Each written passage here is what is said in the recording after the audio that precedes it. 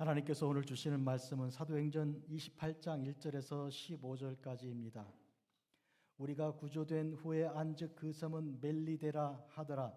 비가 오고 날이 참해 원주민들이 우리에게 특별한 동정을 하여 불을 피워 우리를 다 영접하더라. 바울이 나무 한 묶음을 거두어 불에 넣으니 뜨거움으로 말미암아 독사가 나와 그 손을 물고 있는지라. 원주민들이 이 짐승이 그 손에 매달려 있음을 보고 서로 말하되 진실로 이 사람은 살인한 자로다. 바다에서는 구조를 받았으나 공의가 그를 살지 못하게 함이로다 하더니 바울이 그 짐승을 불에 떨어버림에 조금도 상함이 없더라. 그들은 그가 붙든지 혹은 갑자기 쓰러져 죽을 줄로 기다렸다가 오래 기다려도 그에게 아무 이상이 없음을 보고 돌이켜 생각하여 말하되 그를 신이라 하더라. 이 섬의 가장 높은 사람 보블리오라 하는 이가 그 근처 토지가 있는지라.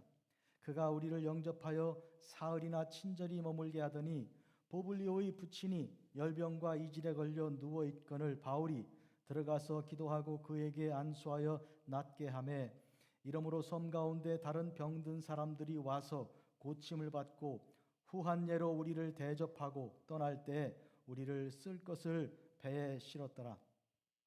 석 달 후에 우리가 그 섬에서 겨울을 난 알렉산드리아 배를 타고 떠나니 그 배의 머리 장식은 디오스구로라. 수라구사에 대고 사흘을 있다가 거기서 둘러가서 레기온에 이르러 하루를 지낸 후 남풍이 일어나므로 이튿날 보디올에 이르러 거기서 형제들을 만나 그들의 청함을 받아 이레를 함께 머무니라. 이래서 우리는 이와 같이 로마로 가니라. 그곳 형제들이 우리 소식을 듣고 앞비오 광장과 트레이스 타베르네까지 맞으러 오니 바울이 그들을 보고 하나님께 감사하고 담대한 마음을 얻으니라. 아멘. 여러분, 저는 멜리데에서 로마까지라는 제목으로 오늘 말씀을 전하려고 합니다.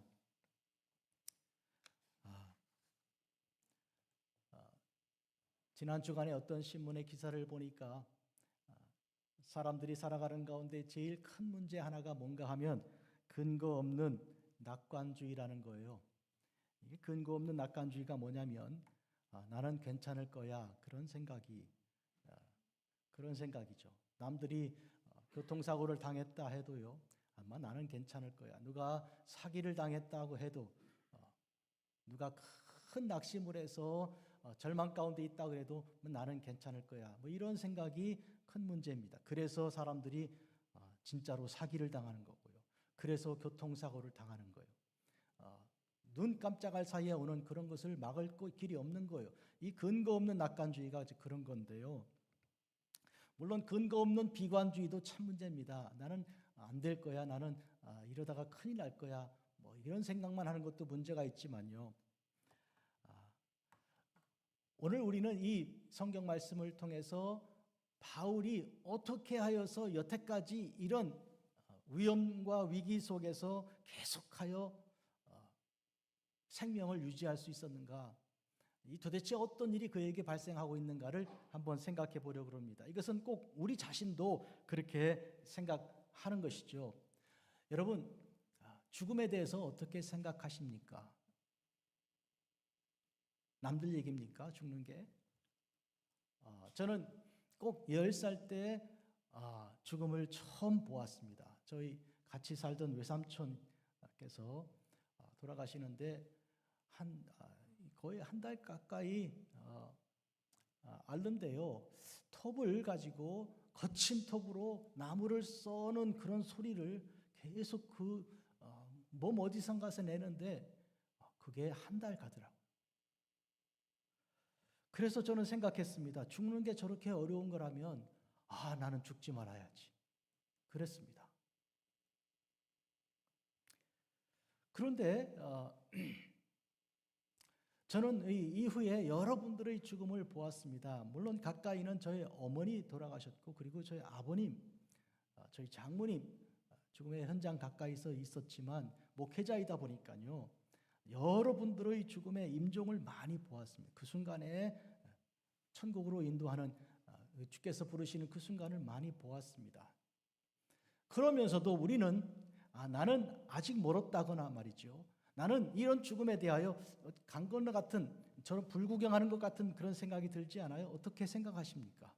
오늘은 이 일에 대해서 한번 생각해 보려고 합니다. 언제 주님께서 나를 불러가실 것인가 한번 생각해 보셨습니까? 바울은 내가 주를 위하여 목숨을 내려놓는 각오를 했다고, 내가 살아도 좋지만 죽어도 예수를 위하여 죽어도 나는 언제나 가하다고 믿은 사람이죠. 그런데 그 바울을 그 위기 가운데, 수많은 위기 가운데 이렇게 지켜내 주시는 하나님을 생각해 보면서 도대체 하나님의 뜻은 무엇인가, 어떻게 바울을 데려가시려고 이렇게 하시는가를 오늘 본문을 통해 한번 깊이 생각해 보려고 합니다. 첫째로 우리가 도착한 곳이, 여기 우리란 말은 이 사도행전을 기록한 누가가 여기 포함되어 있기 때문에 우리란 말이 들어가는 것이죠. 이 우리 즉 276명이 어디로 도착했는가 하면 멜리데라는, 영어로 말타라는 그 섬에 도착했습니다.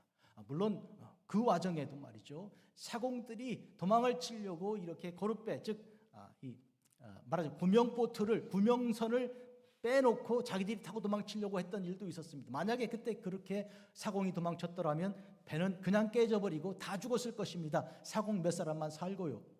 그런데 바울이 그것을 막게 요청을 했죠. 백부장에게, 그 군인들에게. 그랬더니 고맙게도 감사하게도 백부장과 군인들이 바울의 말을 듣고 사공들이 움직이려는 그 줄을 다 끊어버리고 못 나가게 해서 결국 그들의 도움받아서 살지 않았습니까?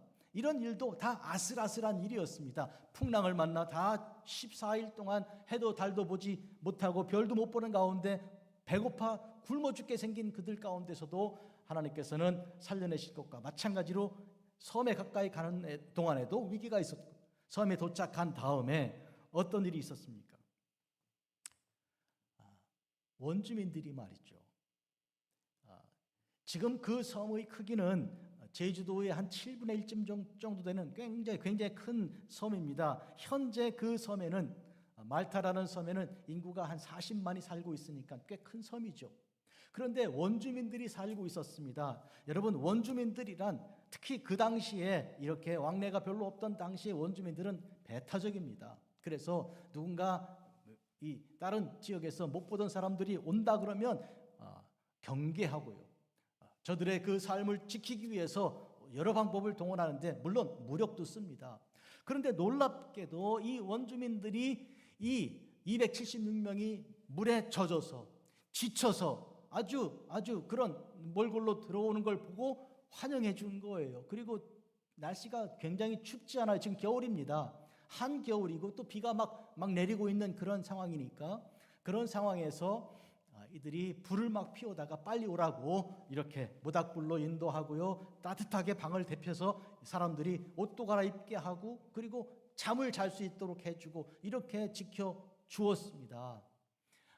여기서 우리는 우선은 이런 아무런 방비 없이 뭐 하나 지킬 수 있는 어떤 무기나 이런 것도 하나도 없이 맨손으로 어떤 섬에 들어갔을 때 그 섬의 원주민들이 환영해 줄 건지 공격할 것인지 이건 전혀 알 수가 없는 상황이 있잖아요. 거기서 또 죽을 수가 있는 거예요. 겨우 바다를 피해 왔는데 그 섬에서 그들에게 공격당해 죽을 수도 있는 일이 발생할 수 있지만, 이상하게 거기서 사람들이 마음을 다 따뜻하게 환영해 주었습니다.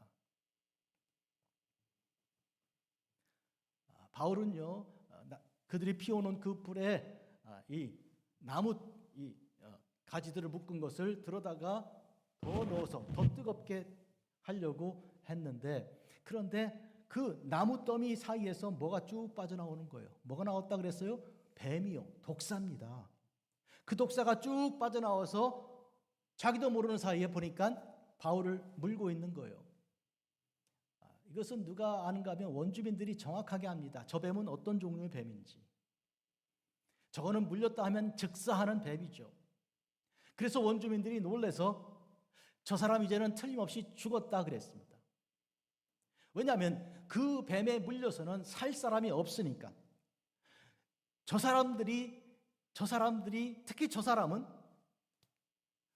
바다를 피하여, 바다의 풍랑을 피하여 살아남았을지는 모르지만 지금 여기서 그는 틀림없이 죽는다고, 분명히 살인한 사람이라고 그렇게 사람들은 생각했습니다. 남모르게 살인한 그 죄가 여기서 지금 드러난다고 생각한 것이, 이 사람들은요, 이 원주민들은 그런 미신 같은 생각이 또 있는 것이죠. 저 뱀에 물렸다 그러면 저거는 뱀이 어떤 영험 같은 것이 있어서 사람을 피하여 혹은 심지어 풍랑까지 피하여 도망쳤다 하더라도 틀림없이 정의가 있어서 그 정의로 저를 물고 있으니 죽었다, 이 생각한 거예요. 그래서 지켜보는 거예요. 뱀에 물렸으니 이렇게 의식을 잃고 푹 쓰러지고 몸이 붓고 그러다가 죽는 것을 기다리고 본 것이죠. 왜요? 이 원주민들이 사람들이 들어왔을 때 따뜻하게 환영해준 아주 특별한 마음을 가지고 그리고 불을 피워서 그들의 몸을 덮여준 원주민들이 왜 지금은 바울에 대하여 이렇게 시간을 자꾸 끌고 있습니까? 쳐다보고 있습니까? 아무 조치를 하지 않고. 왜 그럴까요? 왜 그런가 하니까 여기는 어떤 영적인 일이 개입되어 있다고 생각하고 이 뱀이 가지고 있는, 그리고 뱀과 관련되어 있는 자기들의 그 원주민들의 그 신앙과 함께, 그래서 숨겨진 죄가 이 사람이 살인자로 그들이 생각하고 있는데 그것이 지금 드러나고 있는 시간이기 때문에 감히 나서서 그것을 막을 생각하고 있지 않은 것이죠. 그런데요, 놀라운 것은 바울이 그 뱀을 툭 쳐서 불에다가 넣어버린 거예요. 그러니까 타오르는 불에 뱀이 들어가가지고 그냥 거기서 타버리고 지글거리고 타버리고 마른 것이죠. 그런데 가만 보니까 바울이 아무 문제가 없습니다. 붓지도 않고 이렇게 몸에 현기증 가지고 쓰러지지도 않고요. 그러니까 이 원주민들이 놀라서 뭐라고 말하는가 하니까 이 사람은 그러면 신이라고, 신이 내려오셨다고 그렇게 말했습니다. 여러분, 이전에 1차 선교 여행할 때 바울이 바나바와 함께 사역할 때였습니다. 루스드라에서 앉을 한 번도 일어나서 뛰어본 적이 없는 사람을 바울과 바나바가 보고요, 그 속에 구원받을 만한 믿음이 있는 것을 파악하고 일어나 서라고, 네 발로 서라고 하여 그를 고치지 않았습니까? 그런 일이 있었죠. 그때 사람들은 바울과 이 바나바를 신이라고 생각했어요. 그래서 바나바를 제우스 신이라고 불렀고, 그리고 바울을 헤르메스 신이라고 불렀고, 그리고 엎드려다가 막 제사를 드리려고 그랬죠. 그때 바울과 바나바가 무슨 소리 하는 거냐, 우리는 여러분과 똑같은 인간이라고 하여서 그들을 제지하고 말렸지 않습니까? 지금 그런 상황이 이 원주민들 사이에서 발생하고 있습니다. 여기서 또 우리는 하나님께서 바울을 살려주시는 장면을 보고 있는 것이죠. 분명히 죽어야 되는데 많은 풍랑과 그 바람과 그 바다를 피하여 여기 도착한 그가 여기서 분명히 죽는다고 원주민들이 파악한 대로 그는 여기서 죽어야 했습니다. 그러나 하나님께서 그를 건져주셨습니다. 그 섬에 일종의 가장 지위가 높은 자, 말하자면 주장 같은 자가 있는데 이름이 버블리오라는 사람이죠. 그가 그 근처에 땅이 많이 있고 그가 마음을 넓게 하여서 사람들을 다 영접해서 한 사흘 동안 먹을 걸 데워주고 쉬게 해주었습니다. 어쩌면 바울이 지도자처럼 보이는 사람이 뱀에 물렸는데 그 뱀은 즉사를 해야 되는데 죽지 않고 있으니까 뭔가 이상한 영적인 이 사람들이 뭔가 있을까 싶어서 그런 특별 대우를 했는지도 모르겠습니다. 하나, 그건 정확한 이유가 나와 있지 않고요. 어쨌든 하나님께서 그의 마음을 감동하여서 그 일행을 다 며칠 동안이나 이렇게 쉬게 하였는데요. 뭘 발견했는가 하면 바울이 발견한 것은 그 사람의 아버지가 중병에 걸렸다는 것이죠. 그래서 그 사람의 아버지를 찾아가서 그에게 손을 얹고 기도하니까 그 병이 나았습니다. 열병도 이질도 있었는데 나아서 건강하게 되었습니다. 그랬더니 섬에 있는 사람들이, 아픈 사람이 다 몰려왔습니다. 그들에게 기도하니까 다 나았습니다. 여러분, 여기서 우리는 한 가지 생각해야 됩니다. 바울이요, 손을 얹고 기도했을 때 그 추장의 아버지가 나았고요, 그리고 사람들이 막 몰려와서 병든 사람을 데려왔을 때 그들이 다 나았는 이 일이, 이게 그냥 된 일입니까? 바울이 원래 그런 능력이 있습니까? 바울이 손 얹으면 다 낫게 그렇게 자동적으로 돼 있습니까? 아니거든요. 여러분, 아무리 기도 많이 하고 아무리 그런 신유의 은사가 있어도 어떤 때는 낫고 어떤 때는 안 낫거든요. 만약에 이 경우에 했는데 안 나으면 어떻게 되는 것입니까? 그런 의미에서 하나님께서 그에게 낫게 하시는 능력을 그때 발휘하여 그가 그 지역의 사람들로부터 이제 말하자면 도움을 받을 수 있게 하였는데, 그들이 3개월 후에 그 섬을 떠날 때 그 3개월 동안 사람들은 극진하게 이들을 276명을 섬겨 주었습니다. 그리고 떠날 때요, 알렉산드리아로 배라는 그 같은 이름이지만 그건 같은 이 행선지 때문에 붙여진 이름인데요, 그 배를 타고 움직여 나가는데 사람들이 필요한 물품들을 갖다가 다 채워 주었습니다. 보시겠습니까, 여러분?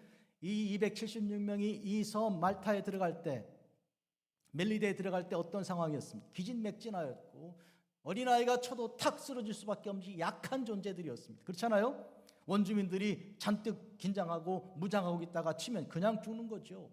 또 하나도 먹을 것이 없었습니다. 맨몸이었습니다. 그런데 그들이 3개월 지나는 동안에 충분히 먹을 수 있도록 하나님께서 그들의 마음을 이제 원주민들의 마음을 움직여서 그들이 먹을 수 있게 하셨고요. 그리고 떠나는 마당에 배에서 먹을 거, 앞으로 갈 거 다 채워주는 일이 생긴 것이죠. 이게 다 그들이 노력하고 그들이 뭘 지불을 해서 페이하여 얻은 게 아니지 않습니까? 이것은 다 하나님께서 그들에게 허락하여 주신 것입니다. 특히 바울 한 사람만 놓고 보면 죽을 수 있는 길이 수도 없이 많이 깔려 있었는데 그때마다 하나씩 둘씩 피하는 것인데, 어떻게 생각하면요, 바울이 죽음을 피한 게 아니고 죽음이 바울을 피한 것 같은 그런 느낌이 지금 들고 있지 않습니까? 어떻게 이런 일이 계속 그렇게 일어날 수 있을까? 여러분, 저는 오늘 말씀 결론에 이미 말씀드릴 거지만 먼저 말씀을 드리겠습니다. 하나님께서 바울에게 너는 로마로 갈 것이고 로마에서 가이사를 만날 것이다 하지 않으셨습니까? 그렇다면 바울은 로마를 가야 할 사람이고 그는 가이사 앞에 서야 할 사람입니다. 그 전에 그는 죽을 수가 없는 것이죠. 이것이 오늘 우리가 말씀을 통해 아는 확실한 증거입니다. 여러분들이 언제 죽을 것인지 괜히 쓸데없는 근거 없는 낙관주의에 빠져서 나는 안 죽어, 다 죽어도 나는 안 죽는다고 이런 생각을 하는 것도 문제지만, 나 오늘 죽을지 몰라, 혹은 내일 혹시 이거 내가 지금 큰 중병 걸린 거 아니야? 왜 자꾸 내가 어지러워? 왜 아침 일어났는데 눈이 붓지? 이러면서 내가 당장 죽을 것처럼 빨리 아이들을 불러가지고 빨리 병원에 어포인트먼트 해라 그렇게 하는 그런 두려움, 우리 모두가 다 앓고 있고 견디고 있고 경험하고 있는 그런 문제들 아닌가요? 그런데 결론 말씀드리면요, 하나님께서 우리에게 주신 사명이 끝나기 전에는 우리는 죽지 않습니다. 이것이 오늘 말씀의 가장 중요한 내용이에요. 하나님께서 우리에게 너 이거 해라라고 주신 사명이 있는데요, 그 사명이 끝나기 전에는 나는 안 죽는다는 거예요. 믿으십니까? 그것이 오늘 우리가 가지는 근거 있는 확신입니다. 근거 없는 확신 아니고요.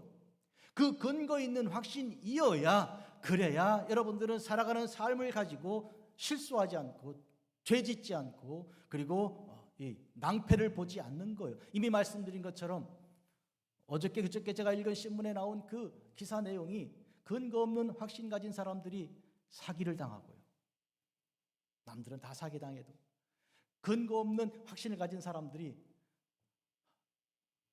빨리 가서 치료받아야 되는 거를 나는 괜찮을 거야 하다가 그냥 중병에 걸려 쓰러지고 못 일어나고요.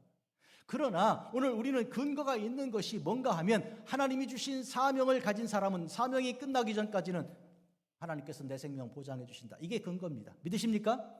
이 근거를 가진 사람이 누구였는가 하면 바로 바울이었던 것이죠. 그래서 바울은 바다 가운데 풍랑 가운데서도 일어나서 여러분이 안심하라고 말할 수 있었고요. 그래서 바울은 이 말타 섬에 들어갈 때도 사공들에 대하여 명령을 내릴 수 있었던 거예요. 백부장에게, 감히 죄수가 백부장에게 어떤 명령을 어떻게 내립니까?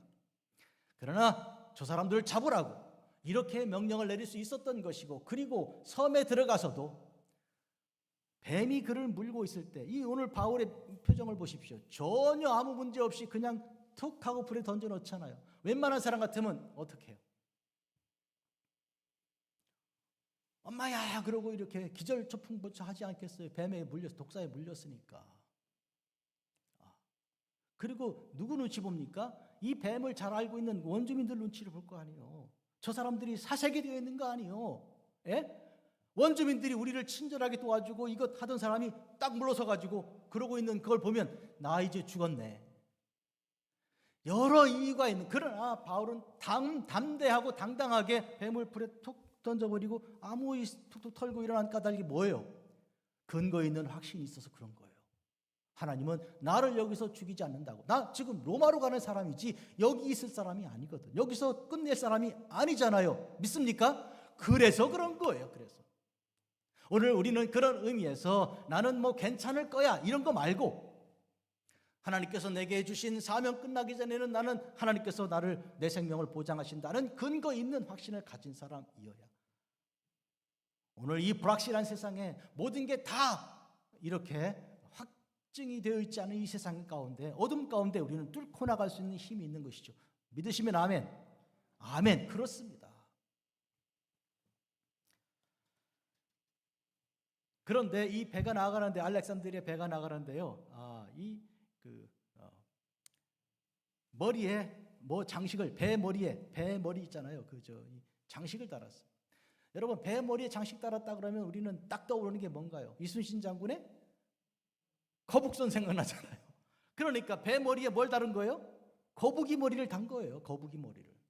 용과 거북이 머리하고 거북선, 용머리죠, 용머리. 거북선에 용머리를 댄 건데, 좌우간 이런 것이 무슨 뜻인가 하면 이들이 우리를 지켜줄 거라고 생각하는 것이죠. 특히 여기 디오스구로라는 말은 두 개의 신들이라는 그런 헬라어의 뜻인데, 이 두 개의 신들이란 카스토르와 폴룩스라는 두 개의 신을 이들이 놓은 거예요. 한마디로 말하면 대단히 원시적인 사람들이, 원시적인 신앙을 가진 그 원주민들의 세상에 3개월 있었잖아요. 이제 배가 떠나는데 그 배의 항해하는 사람들과 선주와 그 항해사들은 또 다른 우상을 믿는, 그런 미신을 믿는 사람들인 거예요. 이 도대체 바울이 가는 곳곳마다 만나는 사람들마다 이와 같이 이방신과 우상과 이런 잡신들을 믿는 사람들로 가득한 것이죠. 이에 대하여 바울은 그 어둠의 세상에 빛을 증거할 사명이 있는 것. 오늘 우리가 마찬가지요. 사람들 가만히 보면 그런 거예요. 전부 다 자기들이 돈이라든지 명예라든지 이런 우상을 잔뜩 가지고 있는 그런 세상에 우리가 살고 있는 것이죠. 저들과 우리는 분명히 같이 가서는 안 됩니다. 그들의 마음과 그들의 기준을 우리가 나누어 가져서는 안 되는 거예요. 참고로 요나서 1장을 보면 6절에 이 배가 막 풍랑에 막 뒤집힐 것 같으니까 거기서 사공들이, 선장이 뭐라 그래 사람들한테, 여러분 각각 여러분들이 갖고 있는 신에게 비르라고 그러잖아요. 그러니까 말하자 그러면 사람들이, 특히 뱃사람들이란 굉장히 그 미신에 민감한 사람들인 그런 것입니다. 그러나 기억하십시오. 이 알렉산드리아 배에는 두 개의 신이 양쪽에 이렇게 머리를 달고 있는 그것이 그들을 지킨 것이 아니라 누가 지켜요?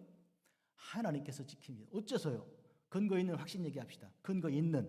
어째서 이 배를 지키십니까? 그 배에 누가 탔으니까? 하나님의 종이 탔으니까. 하나님의 종은 반드시 이 배를 타고 어디까지 가야 되니까? 로마까지 가야 되니까. 이것이 우리는 아브라함에게부터 받고 이삭을 통해 야곱에게 전수된 이런 복이라는 거예요. 뭐예요? 그게 너로 인하여 온 민족이, 온 세상이 복을 얻을 것이다 하는 것이죠. 지금 이 배는 이방의 그런 생각으로 가득한 사람들이 운전대를 잡고요, 키를 잡고요, 그리고 노를 저을 거고요. 그러나 하나님은 그들의 손에 맡긴 것이 아니라 하나님께서는 당신의 종을 붙들고 계신 것이죠. 바울입니다, 여러분. 바로 이런 점에서 여러분들이 하나님의 종이 되는 것, 하나님을 믿는 사람이 되는 것이 얼마나 중요한지, 여러분이 있는 그 공동체에서, 이 샌프란시스코 이 베이 지역에서 얼마나 많은 사람들이 얼마나 많은 우상을 섬기고 있습니까? 제일 큰 우상이 물질 아닙니까? 물질. 그런데 이런 우상을 섬기는 가운데 그들이 섬기는 물질이 그들을 지키는 것이 아니라 여호와 하나님께서 우리를 지키시는데 우리는 하나님을 믿는 사람들입니다. 그래서 한 사람, 이 바울을 통해서 이 배를 지키시는 것처럼 오늘 우리 소수를 통해서 하나님께서 이 샌프란시스코 베이 지역을 그래도 지금 지켜주시고 구원 얻을 자들을 위하여 그들을 향하여 방주의 문을 아직 열어놓고 있는 것입니다. 기억하시기 바랍니다.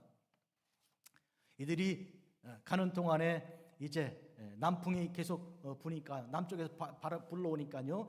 그러니까 배가 우쪽으로 밀려간다 생각해서 안전하게 이제 길을 이제 돛을 세우고 닻을 걷고 앞으로 나아가기 시작합니다.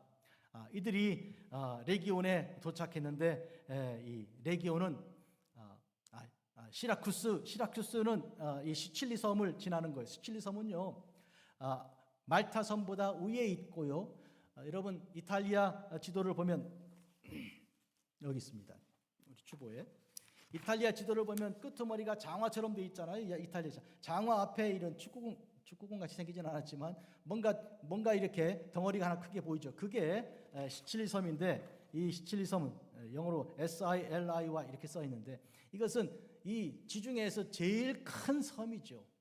한반도를 치면 우리 남한의 한 4분의 1쯤에 해당되는 아주 거대한 지중해에서 제일 큰 섬인데 그 섬의 오른쪽에 시라큐스를 지나서 그리고 이제 레기온을 거쳐서 가는데 이 레기온이 바로 이 장화의 끄트머리 발가락 끄트머리에 해당되는 그 지역이에요. 거기를 거쳐서 이제 치고 위에 로마로 이제 향해 올라가는 그런 길입니다. 여러분 여기선 조금 제가 이야기를 빨리 진행을 시키겠습니다. 거기서 형제들을 만나는데 형제들이 바울에게 와서 아비오 광장과 트레이스 타베르네까지 왔다 그랬어요. 아비오 광장은 뭐냐면 여러분 로마가 이 아비오 그러니까 고속도로를 로마 시내에서 반도에서 해놓고 그것을 나중에는 제국 전체까지 뻗쳐나가는 그 길인데 이것은 이 아비오는 여기서부터 이 로마까지 직행하여 그야말로 고속도로가 한 번에 뻥 뚫려 있는 그런 이 정류장입니다. 제가 2019년에 저희 아내와 같이 갔을 때 이 지역을 가서 보았기 때문에 여기라면 바로 로마가 한눈에 보이는 그 지역까지죠. 여기까지 온 형제들은 누구겠습니까? 바울이 제3차 선교 여행하면서 고린도에서 뭘 썼습니까? 로마서를 기록했어요. 고린도에서 로마서 기록하고 그 다음부터 곧장 내려와서 예루살렘으로 와서 붙들려 그런 과정이 있었던 거 아니에요? 로마서 편지가 베베라는 여자 집사의 손에서 로마로 간 것이죠. 그 많은 환난을 당하는 동안에 편지는 어디로? 로마로 벌써 간 거예요. 로마에 있는 식구들이 그 편지를 읽고 우리도 감동받는 로마서인데 그 로마의 기독교인들이 얼마나 큰 감동에 빠졌을까요? 와, 세상에 이런 하나님의 종이 우리에게 오고 싶어 하시고 오신다니 기다리고 사모하는 그들인데 드디어 만나게 되는 거예요. 아비오 광장까지 왔고요. 그 다음에 또 뭐예요? 트레이스 타베르네. 이게 뭐냐면 집이 세 채라 그런 뜻이에요. 트레이스란 말은 세 채란 말이고요. 타베르란 말은 여관 같은 그런 뜻이에요. 그러니까 그 아비오 광장 근처에 있는 그런 요새 말로 하면 호텔이나 모텔 같은 그런 거죠. 거기까지 와서 환영하고 영접한 것이죠. 반가운 만남이 있었습니다.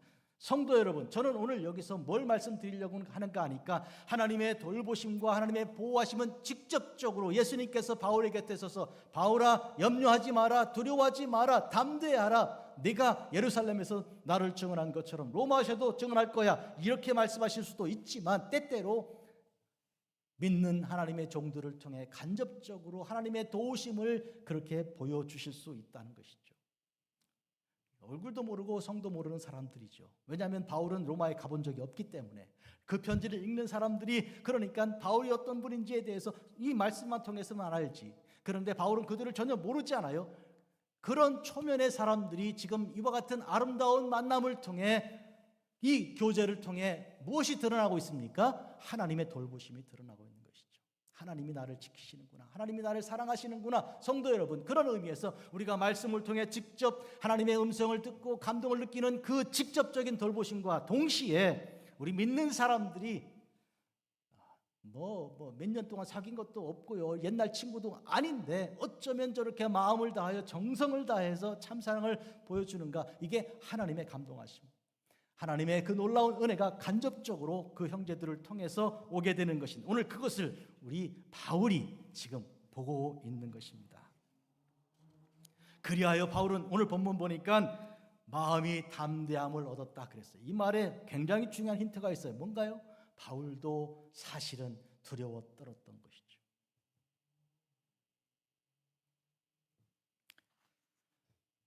믿음이 있으면 떨지 않고 무섭지 않고, 믿음이 있으면 뭐 하나도 까딱없다고 생각하는데 사실은 그렇지가 않아요. 믿는 사람들도 두려움에 있고, 믿는 사람들도 공포 가운데 빠질 수가 있어요. 뭐 되는 일도 없고 밤새 잠 못 자는 수도 있고요. 여러분, 그런데 바울을 보니까, 그런데 바울이 담대한 마음을 얻으니라 라고 오늘 이 15절에 마지막 절에 기록되어 있잖아요. 무슨 얘기예요? 그때까지는 담대한 마음이 들어왔다 나갔다, 생겼다가 없어졌다가 그랬던 거예요. 예? 그러니까 보통 사람이었다는 얘기죠. 사실은 하나님의 성령이 우리에게 임하여 우리가 이 세상을 호령하는 두려움, 죽음도 두려워하지 않는 그런 하나님의 종이 되는 것이 사실이지만, 그러나 우리는 원래 약한 존재예요. 약한 존재라 그 말이에요.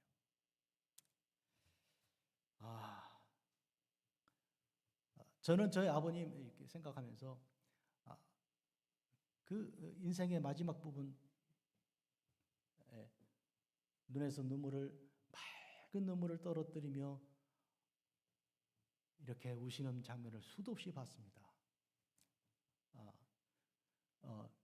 강하고 뭐 독립운동하고 뭐 이렇게 겉으로 보이는 그런 모습 말고, 여리디 여린, 약하디 약한, 하나님 앞에 하나님의 은혜가 아니면 절대로 설 수 없는, 하나님의 은혜가 아니면 서지 못하는 그런 모습이 계속 저에게 보여졌습니다. 저는 그것을 굉장히 감사하고 있습니다. 강한 모습만 보고 우리 아버지는 원래 강하신 분이야, 이게 아니고 얼마나 하나님의 성령이 필요하신 분인가, 예수님 아니면 한순간도 설 수 없는 분이구나 이분이, 그것을 저에게 보여주신 것에 대하여 하나님께 감사하고 오히려 아버지께도 감사하는 거예요. 여러분, 그런 의미에서 바울이 지금 하나님께 감사를 드리고 담대한 마음을 얻으니라 했던 이 장면에서, 오늘 저는 하나님께서 그가 믿음을 가지고 사람들을 격려하고 위로하고 용기를 준 그가 얼마나 속으로 떠는 사람이었는가, 그럼에도 불구하고 하나님께서 그 순간 매 순간 그를 잡았으니까 그가 여기까지 온 거지, 로마까지 온 거 아니에요. 지금 드디어 목적지에 온 것입니다. 왔을 때 하나님께서 그에게 주신 것이 담대한 마음, 또다시 주시는 거예요. 주셨지만 지금 또 필요한 거예요. 여러분들은 우리 주님이 얼마나 필요하십니까? 우리 주님의 은혜가 얼마나 필요하십니까? 필요한 만큼, 간절히 사모하는 만큼 여러분들은 약한 자요.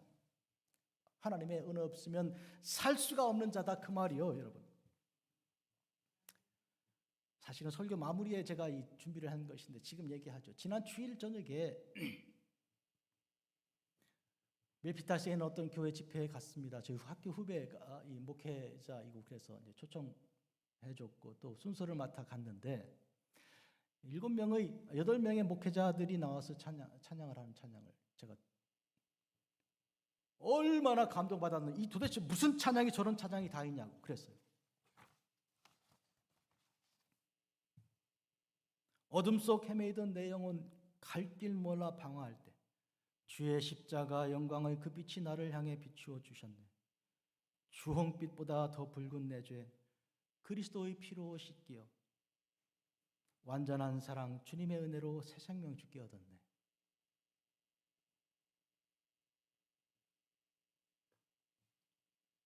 은혜 아니면 나 서지 못하리. 십자가의 그 사랑 능력 아니면 나 서지 못하리.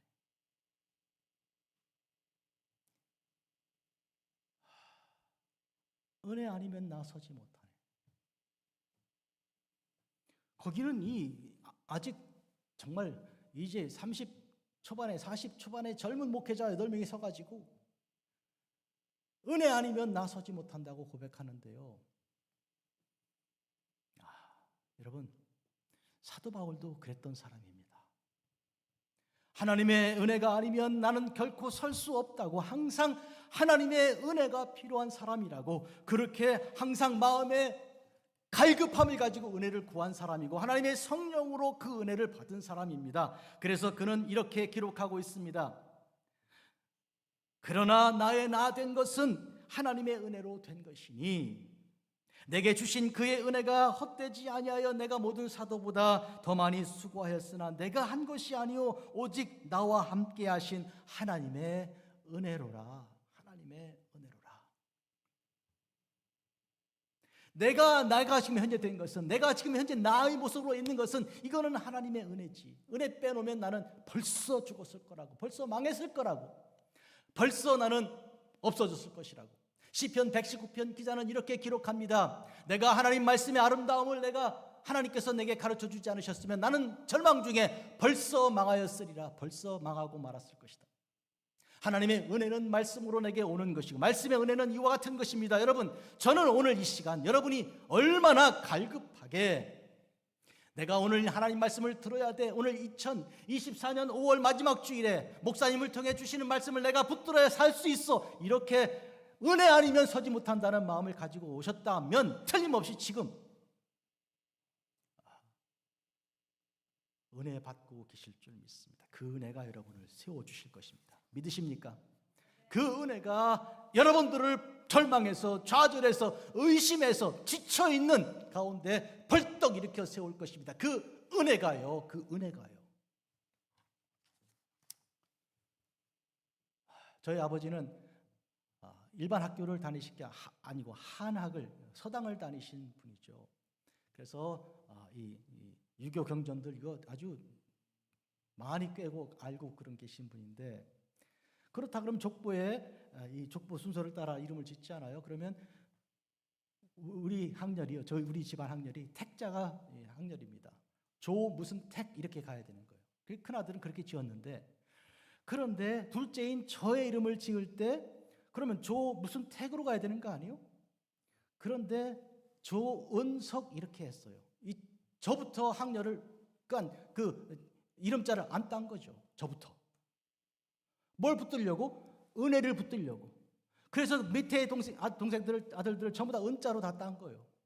그게 무슨 생각을 해봤는가 하니까 우리 아버지에게 은혜가 얼마나 중요한 주제였는가. 일생 동안 한학을 공부해서 이런 족보 1000페이지가 넘는 족보를 가지고 그 족보대로 그렇게 살아오시던 분이 은혜를 붙들기 위하여 다 버리고 은혜만 붙들었다는 그런 생각이 저에게 들었습니다. 여러분, 은혜는 무엇입니까? 바울이 그와 같이 모든 어려움과 고통과 그 많은 시험을 통해 죽을 뻔한 그 많은 과정들을 통해서도 하나님께서 그에게 은혜를 베푸셨던 것이죠. 은혜를 베푸셨던 것이죠. 노아에게 하나님께서 뭘 베푸셨다 그랬습니까? 6장에 하나님께서 노아에게 답 드렸잖아요. 다 죽는 거 아니에요? 다 전부 홍수로 다 망하는 거 아니에요? 그런데 그에게 근거 있는 낙관을 준 거예요. 뭐예요? 그게 은혜라는 거예요. 다시 말합니다. 정리하죠. 이 세상에 있는 모든 예측 말이죠. 여러분들이 주식을 사거나 말이죠. 아니면 어떤 운전을 하거나 이런 저런 경우에 이것 따라가면 되든지 그런 것 다 종합해도 죽을 사람은 죽는 거예요. 그런데 하나님의 은혜를 입으면 대홍수도 살아나는 거 아니에요. 노아는 하나님께 은혜를 입었더라. 그렇다면 은혜가 근거 있는 확신인 거예요. 믿으십니까? 그래서 은혜 받아야 되는 거예요. 은혜 받아야지. 식물들은 말이죠. 어떻게 움직이고 있습니까? 햇볕 따라 움직이죠. 보세요. 지금 저 가운데 쭉 뻗어 있던 것이 한쪽으로 다 몰려 있잖아요. 어디로 간 거예요? 하늘에 있는 빛을 향해 벌써 움직이는 거예요. 사람은 은혜를 따라 움직이는 거예요. 은혜 받아야 되는 거. 그래야 사니까. 아닙니까? 내게 은혜가 필요하다. 지금 바울은 그래서 은혜를 따라가다 보니까 죽을 뻔한 거 다 피한 거. 지금 설명해 드릴게요. 첫째로 예루살렘에부터 시작하죠. 예루살렘에서 로마까지 갑니다. 예루살렘에서 그는 어떤 일을 당했습니까? 사람들이 40여 명이 바울을 죽이기 전에는 먹지도 않고 입지도 않겠다고 결심한 사람들이 있었고요. 그들의 그 동맹이 얼마나 탄탄한지 사내들인 즉 대제사장들과 사두개인들과 바리새인들도 다 그들의 마을에 다 동조가 되었고요. 그 움직임이 얼마나 큰지 심지어 로마의 총독과 그 백부장, 천부장까지 동조할 수밖에 없는 그런 가운데 예루살렘에서 바울은 살아났습니다. 뭐 때문에? 은혜로 산 거죠. 그리고 바다를 항해할 때 여러분 아시는 대로 14일이나 먹지도 못하고 자지도 못하고 말이죠. 그냥 굶어 죽을 거예요, 놔두면. 그런데 그런 가운데 바울이 일어나서 그들에게 나는 내게 말씀하신 그대로 드리라고 하나님 믿노라고 말했을 때 그는 뭘 받은 사람이요? 대답, 뭘 받은 사람이요? 은혜 받은 사람이죠. 은혜 받은 사람이요.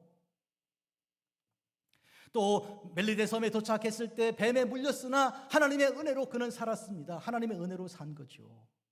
그리고 원주민들이 마음이 감동하여 그 바울을 그리고 그 일행에게 석 달 동안이나 뭐 일했습니까? 그들 왜 먹여주냐고 그 사람들이. 그리고 떠나갈 때 배에다가 가득 실어줬다니까. 이게 다 뭐로 한 일이에요? 은혜로 한 일이지. 도대체 은혜 아니면 이 일이 어떻게 가능합니까? 빚졌습니까? 그 사람들이 왜 그렇게 해주는 게? 은혜라, 은혜 받아 그런 거예요. 은혜 때문에. 은혜만 있으면 다 되는 거예요. 그러나 은혜가 없다면 일어설 수가 없는 거예요. 일어설 수가 없다고. 은혜 아니면 나서지 못하리.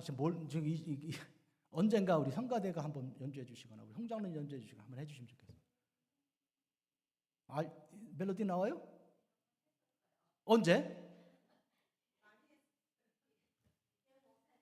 이태용 목사님 계실 때 이 자꾸 제가 기억력이 그랬구나 이태용 목사님. 맞아. 진작에 얘기해 주면 제가 자꾸 반복 안 할 텐데. 설교 시간에 그랬겠지. 그죠? 여러분 은혜 아니면 우리는 설 수 없습니다. 바울이 은혜로 선 것처럼 오늘 우리도 은혜로 섭니다. 여러분 믿으시면 아멘. 그러니까 오늘 우리가 내일 죽을지 모레 죽을지 그건 모르죠. 그렇지만 그게 무슨 대수입니까? 은혜만 있으면. 아멘. 분명하고 확실한 것은 하나님 주신 사명을 내가 감당하기 전에는 주님 나를 불러가지 않으실 것이니 그때까지 마음껏 주의 일을 하자고요. 믿으시면 아멘. 기도하겠습니다. 자비롭고 거룩하신 아버지 하나님, 우리를 사랑하사 복 주신 주님을 찬양하고 또 찬양합니다. 모든 영광을 다 돌려드립니다. 바울을 예루살렘에서 살려주시고 그전에도 어마어마한 일들을 다 1, 2, 3차 선교여행 중에 살려주셨지만 그리고 또 바다 풍랑에서 살려주시고 이 알타 이 섬에서도 살려주시고 말타 섬에서 살려주시고 또 이 길로 가는 길 로마까지 가는 길에 하나님께서 또 형제들이 나와서 따뜻하게 영접하여 비로소 로마에 도착하여 적지에 와서 마음의 평안을 얻을 수 있게 하셨으니 이거 다 하나님의 은혜인데 하나님이 이 인생은 이 바울의 인생은 곧 나의 인생, 바울에게 보여주신 이 하나님의 은혜는 곧 나의 은혜인 줄 믿습니다.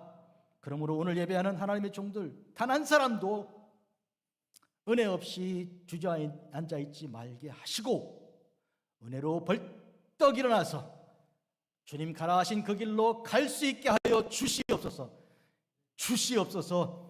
예수님의 이름으로 기도합니다. 아멘.